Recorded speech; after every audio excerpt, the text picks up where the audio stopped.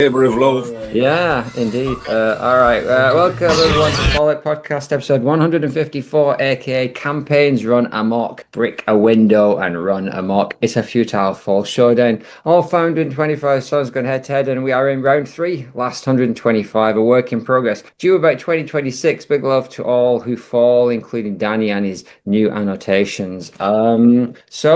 Business as usual. We've got 6 great songs: Classical against Frightened, Temperance against Terry Waite, Lud Gang against How I Wrote Elastic Man. It's big boy time. And joined as always by Pemberton Walker. Alistair, how are you doing? I'm good. I've got my wooden spoons ready, so I'm armed, Blimey. ready to go. Yeah, these are some big tunes on display tonight. Are you ready? We're in that territory though, aren't we, Brendan? It's from here on. They're all big hitters. You'll be splitting left, right, and centre, won't you? And very happy to have Spen back. Spencer, how you doing? All right, mate. Morning. Good morning. Glad you could join us. Yeah, what do you reckon to this set of tunes? Nice. Like you said, there's some big hitters set against each other, and there should be by now. If it wasn't like that, it'd be a bit of a worry. In this selection, a couple of massive hitters against each other. But, there you go. That's what it's all about, isn't it? First time I know of a A side up against the B side, because we've got Lud Gang against How I Wrote Elastic Man. So, I don't think we've had anything like that before. So, Brave New World. All right, well, let's start off by having a listen to the Classical against Frightened. Blimey.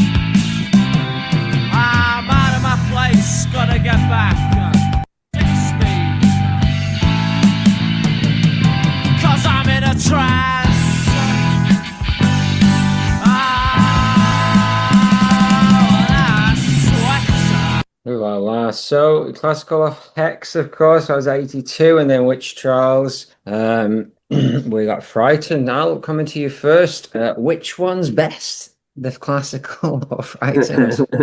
Well, as usual, they're very different creatures, but actually these two have got a lot in common, I think. I think it's the Snoopy is one thing that's definitely they've got in common, but what stands out to me is the different way in which they played. It's played on the both songs. In Frightened, it's kind of melodic. It's kind of like running along with a bass line or something like that. It's riffy. With the Classical, it's just fucking chaos. But joyous chaos. Love it. With Classical, you got that really good groove going on. There's some lovely squeals from Mark Smith. It just sounds like it was a lot of fun to do. And yeah, I was in Liverpool yesterday with Tarpy we've had on here before, and my mate Chris. And Chris was kind of like hinting that he thought that the Classical should win this competition, which I found very interesting.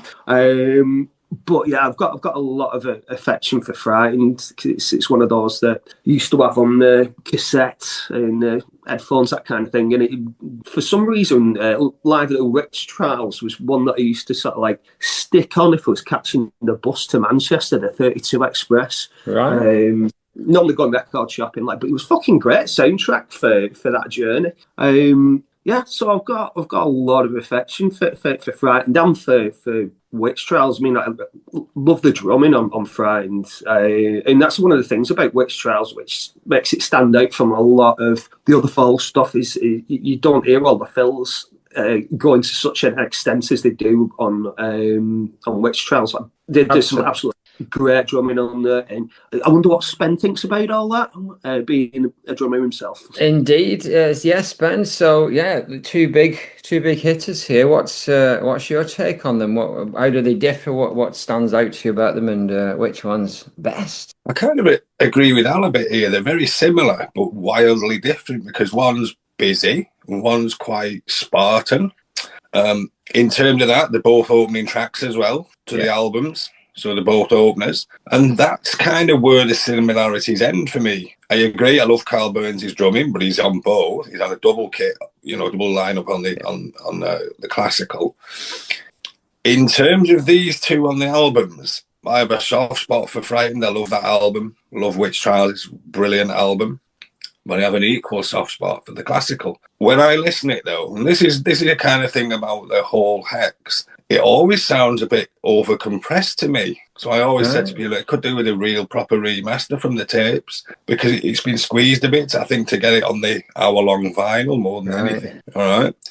Other than that, brilliant. The classical, perfect piece of music. And I think what I noticed in doing these with you, the F.A.L.L.O.U.T.P.O.D.C.A.S.T suffers from topical, they're very topical of the time. So when you move on, sort of 10 years, 40 years, 50 years, whatever, and that comes down to the classical now. So Frightened's just a tale. There's no real topical thing about it's a very personal song. The classical is outwardly looking, and it's making comments on society at the time, which a lot of them do.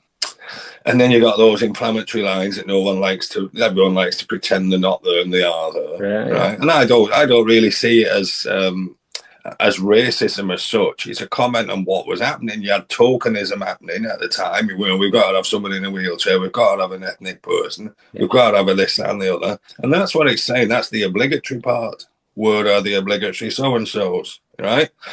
And all that sort of thing. So it does suffer from that. And then New Romantics was the thing at the time and all that. And it's rattling on about that in Lucknow, and it's all around the same period.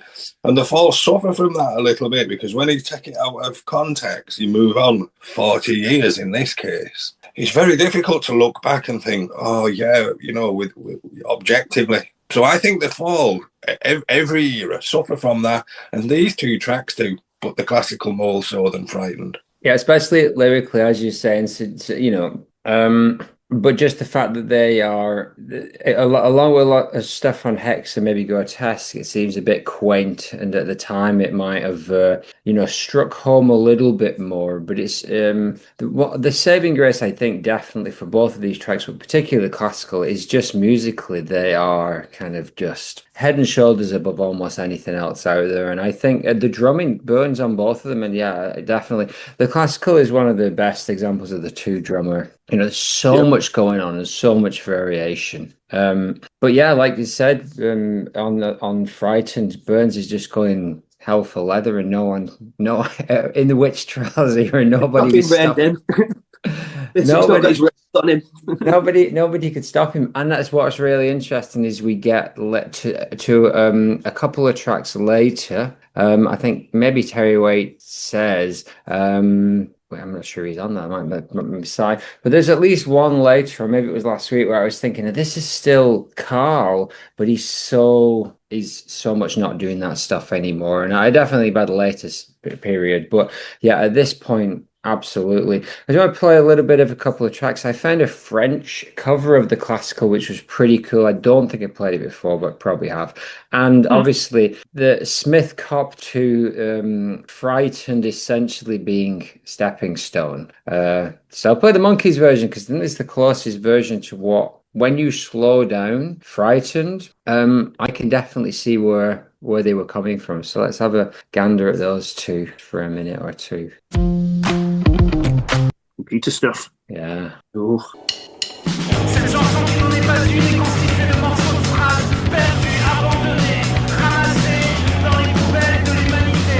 Tu sais là, juste en bas de chez toi, elle est intraduisible, incompréhensible, stupide et sale, comme ce vieil homme ivre qui éructe à l'entrée du métro, comme ce vieil homme ivre qui éructe sur scène derrière son micro et qui m'insulte là, maintenant, copieusement, et qui m'imposteur.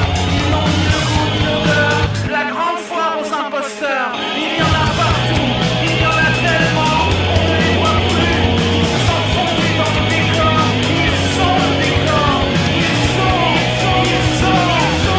le décor, ils sont populaires infinis, sans aucune mélodie, variation pour un classique, à compléter.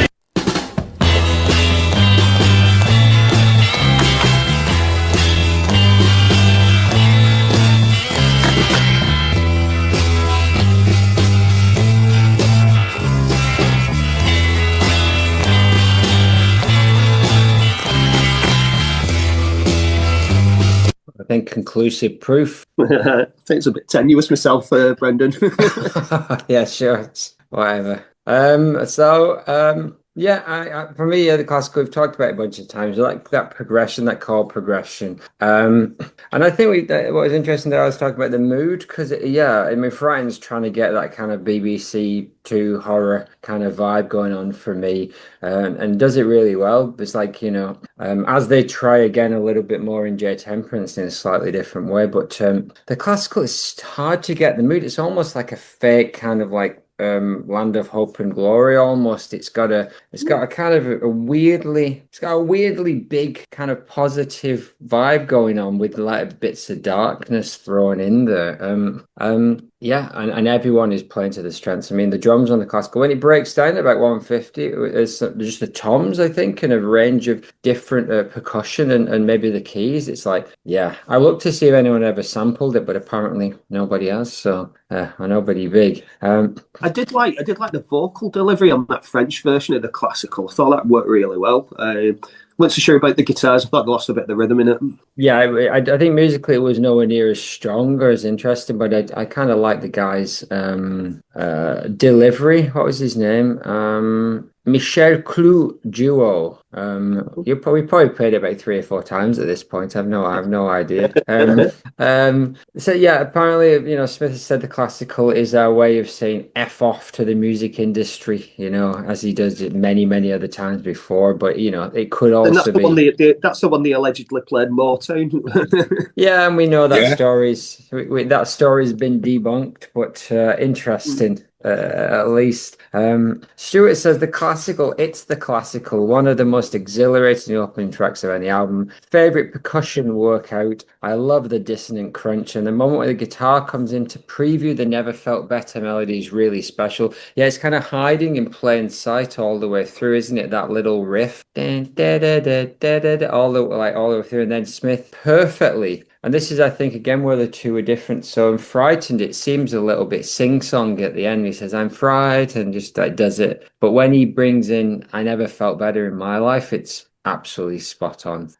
Dan says, the classical, the seer goes out into the storm. Unfortunately, it was near Burnley, and now he's changed forever. 27 fingers, whatever that might mean. And Ezra, I don't know if he's going to rock up and tell us, but as of now, he has not. For Frightened, Dan says the most Fisher-Price sounding song of the 70s. I do want to dance to it. While Stu says brilliant early fall. I love how sedate and plodding it is when I hear it on the album, but after hearing it next to the classical, it feels a little too plodding. That said, I love how the keyboard feels like a metronomic timekeeper, and the marvelous strumming plays a little back and forth. Shame it's going out. He's calling it. Alistair, so Ajay, who came on last week, I read an interview and I forgot to mention this to him, but I think he might have the Snoopy or possibly one of the other early keyboards. There's some I have to ask him. Yeah, well, I think he says Riley or someone, or maybe they were moving out the practice room and he went in. They were like, "Oh, they're just leaving this stuff." There's a keyboard there. There's Steve Hanley's bass, and I don't know if there's any truth. I'll have to ask him. Well, he's actually got the keyboard. I don't know. I'm gonna. So in him, Ajay Sagar. So he was like mates with Mark on off, and he's seen him in the fall groups and stuff. He was a really nice chap, and yeah, I just before I read a few interviews with him before we did the thing, and I just totally forgot to mention it to him. I'll email him and ask him when I put the thing up because get a picture of it. That'd be cool. Alrighty. So I think that's everything. Anything else you want to add on these two, or shall we take a vote? Yeah, I think it's There's a little bit of the music. Have you got has either of you got the Senator Times paper? Oh no. You know the newspaper? Yeah. Used to be able to get it for £1 at a gig, or you could send off for it for a bit. It's great. In it, you know, Smith used to sort of say, Simon Rogers tried to score it or somebody, and they struggled because they couldn't do it. Yeah. And he's laughing, saying it's just in the chord of E all the way through or something. There's a little bit of segment of and it is scored out and dotted and so on. There's a little bit of it in the paper. Nice. Some strange chords in it, like G5 add 2 and all this shit. It just looks like something Craig Scanlon's made up. Well, whacked his fingers on and thought that'll do. It's a beautiful chord progression. I don't know. I've not looked to see what the actual one is, and I imagine when I think it was someone. It was either Steve or Simon Rogers who said you can score anything. It's just that it just doesn't work. You just can't feel. They couldn't translate the vibe and the feeling. You can have the same music. It's like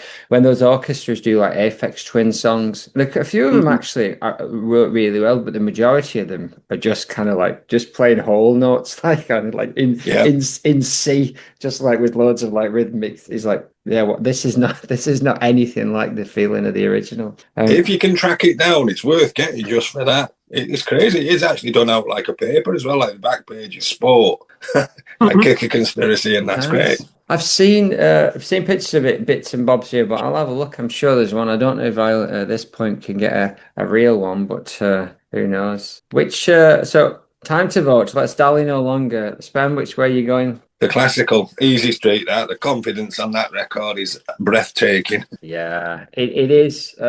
Sadly, Frightened, I think, has met its match quite easily. I'm also going for the classical. Which way are you going, Al? I'm going to go for Frightened just because it's a sympathy. A contrarian. It is a good track. It's a great track, but it's no. It's a great track, but going into the ones that go through are in the last 60 odd songs, right? So if you just went front to back, Frightened might make the top 60, but it's the classical's easily in that top section there. Stuart's given the classical 500 points and Frightened 3, so that makes sense. Max has voted for the classical, and Dan has given the classical 27 points and Frightened 3. So 2, and so the classical goes through, and that takes us to the next showdown. Maybe just as tough for some of us and not so much for others. We're at Temperance against Terry Waite Says. Double. Oh, that looks interesting. Drinks for anime. All right. Drinks, Didn't know cartoons could hydrate. Very much so.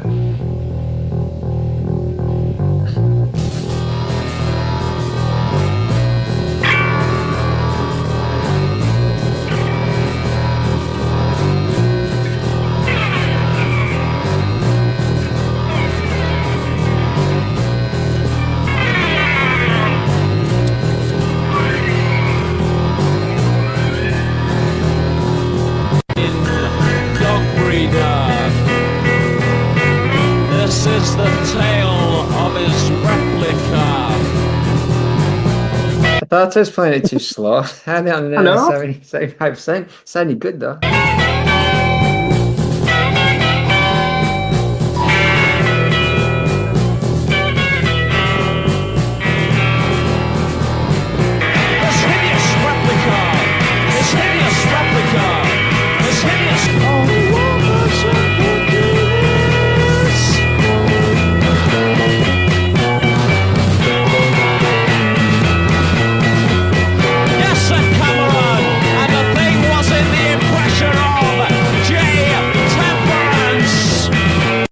Beautiful. Alrighty.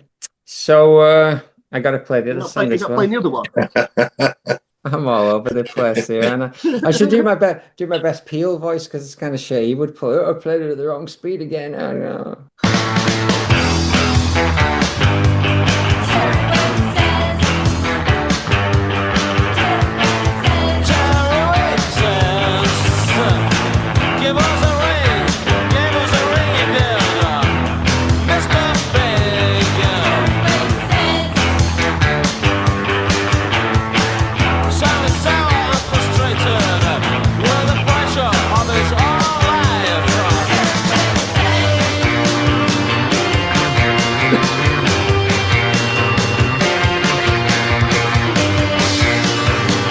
Sweet. All right, Spen. So Terry Waite up against the impression of J Temperance. Completely different.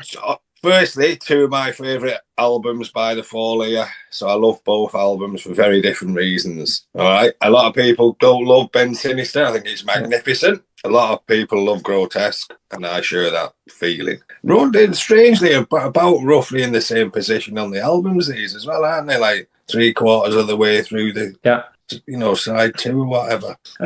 J Temperance, stunning. Disco, like a little bit fragile, really moody, really sullen, really somber. It's got that narrative story that I know you both know that I really love, and he was kind of around this time he was nailing that sort of thing. He was at his most underground and esoteric and kind of mysterious, from Dragnet to Grotesque, I suppose. It builds in structure all the way through, and it gets groovier and harder towards the end, and a little bit more manic and discordant and atonal. Fabulous. Excellent.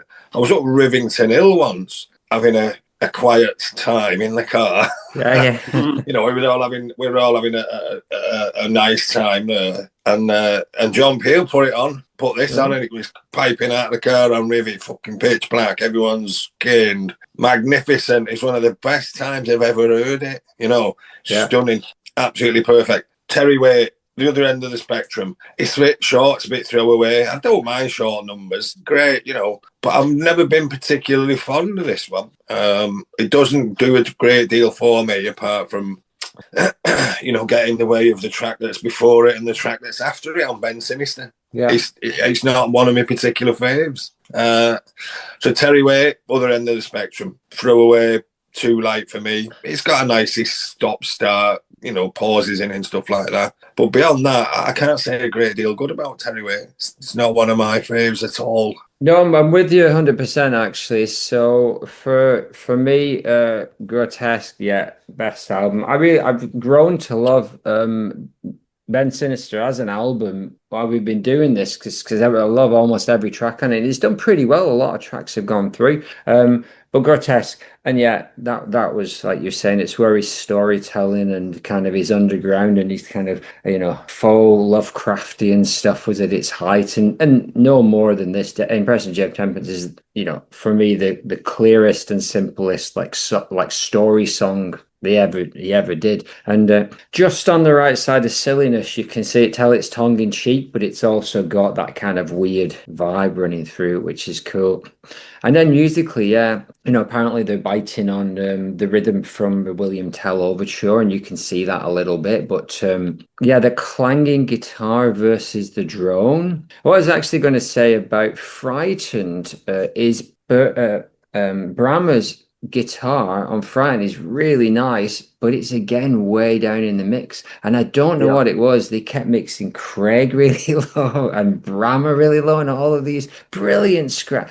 And now with all the AI, I'm sure at some point one of us will get Craig and Martin's guitar stems out and really like blast them up and get a good listen, because I think there's so much good stuff that they were doing that's buried in the mix over the years. And again, here on J Temperance, you got Craig, I imagine it's Craig, clanging guitar tone up against that droney kind of sound, and then the keys coming in again in a weirdly cinematic way. And it's got this very, like when it gets to 3 minutes or so, and then it changes, and they do the big reveal that it was in the impression of Temperance. It's one of the few times where they really properly melodramatic, and it's kind of, again, I'll give it to them as a one-off. It's like it could get very cheesy very quickly if they do it too many times, but as with most of the fall stuff, they'll do it once and then move on. Absolutely. Whereas Terry Waite, I reckon, much more of a sing-along. After the first three we've just heard, Classical Frightened and Temperance is definitely a step down for me. It's a decent album track, like you're saying, Spen. It's like it gets you along within the album itself. And a good choice, I think, to keep it brief, because they don't always make that decision. Sometimes they're kicking a dead horse 6 or 7 minutes on a track like this, but at some point Sense was like, let's keep this to 2 minutes. And I think the backstory of the Terry Waite kind of like precog stuff is massively overshadows the song, as it does, I think, with Powder Keg as well. Neither for me are particularly great songs, but they have this kind of story attached to them. Smith apparently tried to claim that it wasn't about the Terry Waite, the Archbishop's Emissary, but a bloke he met in the pub who was also called Terry Waite. But well, we will not. We'll take that with a pinch of salt. Yeah. What do you reckon there, Alistair, to these two? Yeah, I agree with a lot of the stuff that you already said. I mean, Temperance is really dark, sort of brooding kind of song that I'm picking up on sort of like lots of sort of, like the darker elements of the Velvet Underground and the Doors in there. Like for it, the influences that I can hear anyway. If you're thinking more like your Sister Rares when that gets bonkers, there's definitely elements of that, like when it gets towards the end of it, and it's like the big car crash bit. Which I love, like, just like the deconstructing, just fucking stirring up a maelstrom of fucking bile, and then it ends nice. Like a big reveal. It's a great song, a lot of atmosphere to it. Terry Waite says, I think you've been a bit nasty there, like a bit naughty with this.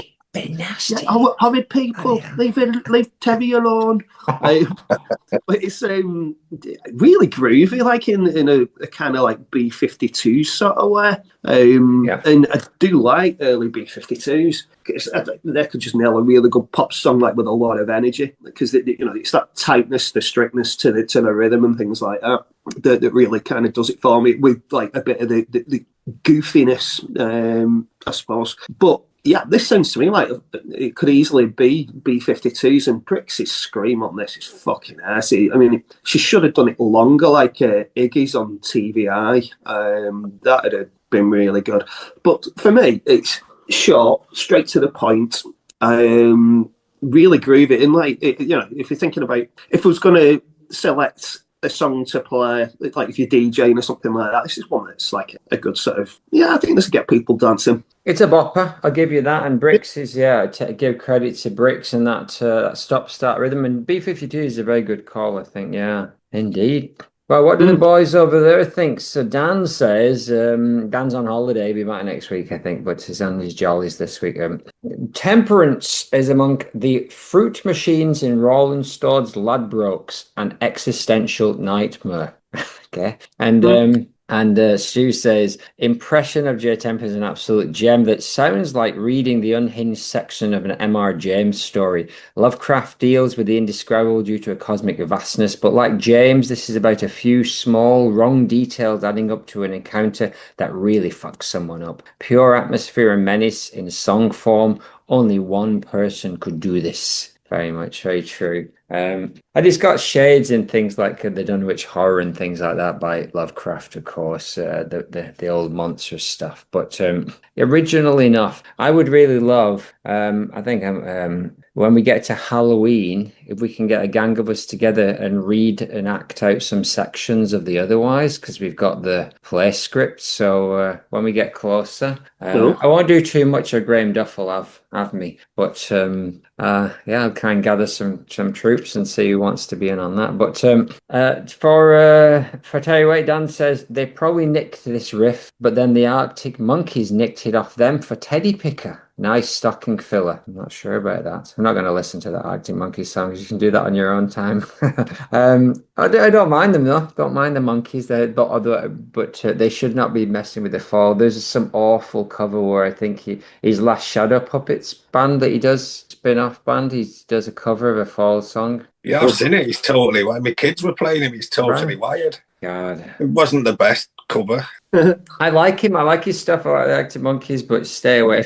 You're on dangerous ground there, Alex. All right. Whereas Stu says, Terry Waite, I love this jaunty bop. Unfortunately, it's just, in quotes, an excellent pop number in comparison to that weird masterpiece. So, again, this might not be as tight as we thought, but who knows? Only time will tell. Al, which way are you going? Well, it's going to be a sympathy vote again because it's going out. So says for me. You're voting Terry? Throwing it all out. You're ruining this. You're ruining the integrity of this vote. Spen, which way are you going? Terry says. Just before the vote, little anecdote, I was watching the telly, and when Terry Waite got released from being an hostage and all that, and they had him on this fucking TV cooking show with Ken Om, right?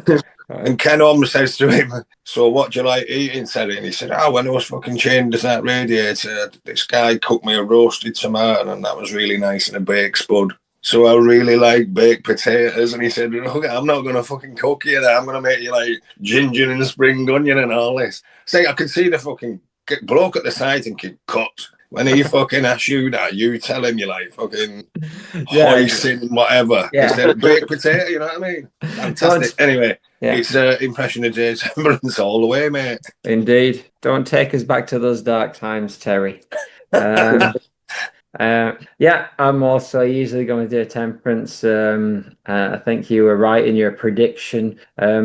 Max has gone for it. Dan, 2.8 for J Temp and 2.2 for Terry, so a bit closer. And Stu, 500 points for J Temperance and 2.8 for Terry Waite, which is still pretty good. But unfortunately Terry Waite's for no man, and so J Temperance. Apparently J Temperance's name was he announced it somewhere live. He German, he said at some point, apparently in a live gig, he said German. Now, there is a Lovecraft story called Facts Concerning the Late Arthur German, and it's definitely a story that has some pretty big hints of racism in it. It's about a guy, I think, who marries a foreigner. And if Lovecraft didn't have that reputation, you might be like, oh, he's just being playful, but I don't know. I'm not suggesting the Mark chose it for that reason. It's simply a very interesting story, but like I said, Hanley said that it was they based the rhythm on the William Tell Overture, just like Jawbone is based on Run Rabbit Run, right? Apparently. So, all right, well, we're down to the last two, and for me, this is actually really probably the toughest choice of the evening because Blood Gang B-side, and somebody did one of these showdowns about 10 years ago. I don't know if you've come across it, Spen, somewhere on one of the message boards, but they did B-sides and like non-album tracks, and I think Lud Gang won it. Really? Yeah, I think in terms of that stuff, and it makes sense. It's an absolute gem in my mind. But let's have a listen. Lud Gang up against Elastic Man, probably David Bowie's favorite. That or Totally Wired, because he's a hack. Imagine being able to build any. Ooh, well, that's not very Japanese. Websites, innit? All right. All the rage these days.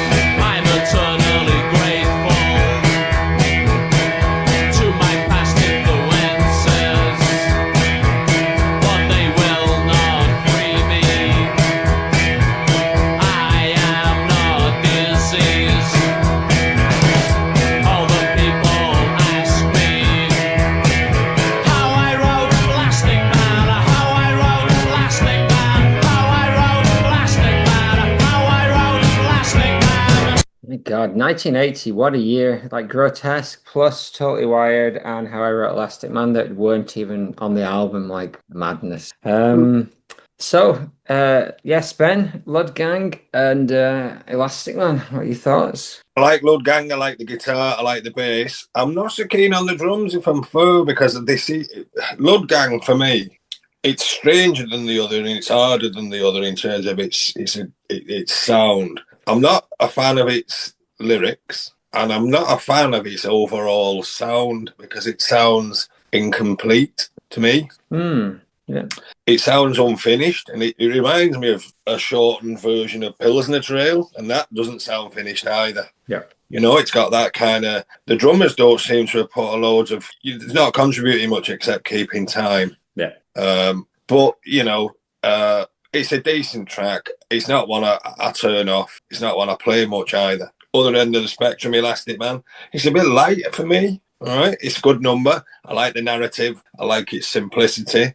It's odd. It's odd for a single. And if you put it in context in 1980, it was really fucking odd. You know, It's not that odd now when you listen to it because everything's fucking odd. Yeah. Back then, there was not as much of that. So on the back of that, it's a tough one, really, because one is more accessible and strange, and the other is better played because they're 3 years on, but not a favourite of mine. So I struggle with it. I'm not going to be wafer thin sig tissue between the two here, I think. Yeah, I get you on that. It's sort of like Elastic Man is one of the first songs many people will hear by the Fall. They're arguably up there with Totally Wide as their biggest, best known tune. Very simple, very straightforward pop song. But as you said, like historically, yeah, if you put it in context, definitely a very weird take on pop music. Dan was saying, I was listening to Lud Gang the other day when someone tried to get me to switch a gas supplier. The lyric was fresh in my mind. I said I was in a housing association property, great scratchy center of post-punk Venn diagram B-side type thing. Okay, so he's saying it's a smaller tune. And Stu says, this does the same thing as Neighborhood of Infinity, where you have a really evocative set of lyrics, sort of totally ruined by an out-of-place line about Blue Christmas, which is, I think there was a song last week that did the same thing, and it was just it's the Link Ray line in what is that? Is that in Neighborhood of Infinity? Is that Link Ray line? It for me, although I love the line as much as I love the Shakin' Stevens line, it's weirdly just, if I'm in the right mood, it's kind of beautiful, and other times I'm just like, that just takes you out of the song, right? Kind of like starts you. I think with the Neighborhood of Infinity, he gets away with it more with the repetition, and it's like he's thinking to himself. With the Blue Christmas thing, that just seemed a bit lame, you know. A little bit lame. Of all the people that you can mention in the song, fucking Shakin' Stevens, Jesus. Do you know what? Yeah. I don't mind the Blue Christmas bit. It's the line after it for me. On him, I'd like to land one on. And it's been moved. The word order has been moved, so it'll rhyme. To try and make awful. Yeah, that line isn't very good. Yeah, it's not. I think it's the only time he's ever done that. It's a bit of a clanger. There's a couple of other early ones. I can't quite think of the example now, but they, especially that kind of stick out as being, a bit obvious and a little bit clunky. Which is amazing. And doesn't do that very often. He's usually find a better way around it than that. Dan says Elastic Man is a wonderful thing that we've all been there, 30 points. And Stuart says Elastic Man is the finest character piece. It always mentally conjures of visions of a comic book in which all the story is told by boxed off narration, while our main character visibly shrivels and withers away under the pressure to recreate what he didn't know how to create in the first place. It's another of the Fall's perfect polished little gems that I can't ever imagine being improved on. It's like a 3-page Borges story decorated orally. Genius. Absolutely. A lot of depth in that Elastic Man lyrically. Alistair, where do you stand on these two? Well, yeah, Lud Gang, I do like. I mean, it's very drony though, drony, punky kind of thing. It progresses like as it goes on at times, like there's just slight changes. So like at the beginning, the bass is like all stabby, like it reminds me of the violin from the shower scene at a Psycho or something like that, with the rhythm of it and the pitch. And then it kind of like levels out a bit and they get into a bit more of a groove. But yeah, it is kind of like lacking a little something. Elastic Man, this really reminds me of sort of like 1960s side stuff, like the Seeds. It might be the sound of the keys, but it is dead melodic. It's quite poppy. It's not like bubblegum poppy. But then it's got the atonal vocals for the chorus, which gives it slightly punky feel to it. And you know what, Brendan? I never knew that this was one of the most famous Fall songs from the early days until you just said that. And I'm being genuine. Being genuine. You thought it was an obscure one? Well, I mean, totally Wired for sure. It's a single, like, but it's not like one that I hear Fall stuff on WFMU, and that's not one that I hear regularly, or even that I can ever remember. Both of these have been accused of being cribbed from somewhere else. I'm going to play you the two songs that potentially these are cribbed from. First one, Lud Gang, and then Elastic Man. So has Frost done these? No, these are real ones. So first one, Lud Gang. I came across this, I think, in the wild, and I was like, what? I mean, it's just from 1981. This one, MX80 sound. Not that. That's an advert for Pachinko. I thought it was 80% off long ships.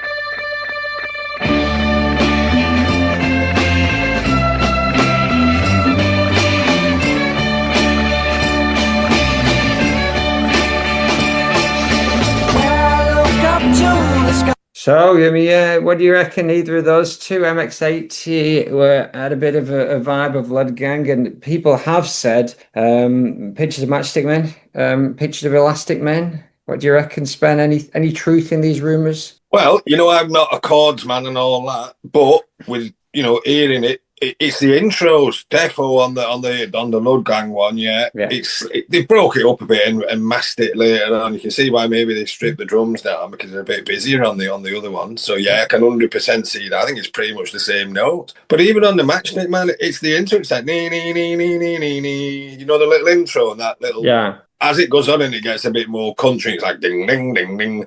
I can't hear that in Matchstick Man, but I can hear the intro. The kind of vocal line, right? It's almost the same, like how I rode Elastic Man. It's kind of almost the same melody. Yeah, that I got that one off Annotated Fall, but the other one, I just came across it one day and I'm like, what? This is just exactly the same melody as Lud Gang. It is. Alistair, anything to tell us your thoughts on Lud Gang and Elastic Man, if you haven't already? I've already done that, yeah.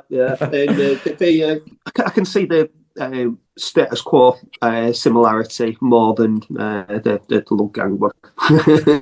Yeah. Well spotted.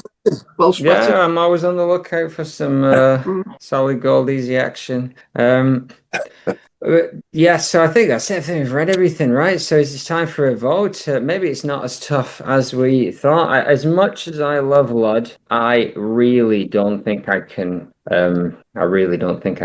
Can turn down Elastic Man. It's an absolute gem. And yeah, getting into the lyrics, the idea of it being about a creator who's kind of lost their way or is constantly being harassed by people. And in most cases, you just think, oh, is this Smith writing autobiographically? But I really don't think he is at all. Yeah. So, Spen, which way are you going? Elastic Man, because it holds more interest for me. It's simpler, but its structure and its narrative, it's just more interesting than the other. Something about Lud Gang, it makes me feel slightly fucking uncomfortable listening it. like waiting for it to go off. And I don't mean that in a bad way. It's got a strange quality about it that not many of them have. It's got a strange one. It definitely wouldn't have worked as well on an album. For me, it works well as a B-side. You switch it over, you flip it over. It's a little bit of a gem. You're like, oh, this is interesting. This is cool. But it might not have much more than that to it. What else have we got? Max has gone for Ludgang, interestingly enough. Ooh. Whereas Dan has given Ludgang 2.8 and Elastic Man 30 points. Obviously, Elastic Man, the name of multiple characters from comics, most commonly DC Comics, and Plastic Man. And, whether or not they changed the name because they didn't want to be sued, or whether he keeps saying elastic, which is very much like a Northern English way to say kind of elastic and plastic. And I always just took it as being that. Yeah, Alice, so which way are you going? It's got to be Elastic Man, I think. It is. Well, that's nice. But, like you said, it's an excellent B-side, but I think it's done as well as it's going to. Maybe, yeah. So, and Stuart easily 500 points for how I wrote Elastic Man. But again, 2.7 for Ludgang, so scoring high. But you can if you're giving something 500 points. What he doesn't realize is that if he gives 500, that still only counts as 3. And if you're rounding up Ludgang, he's essentially given the same score. So he's potentially shot himself in the foot. But this ain't science time. This ain't maths time. So we don't have to worry about that. Well, Dan went.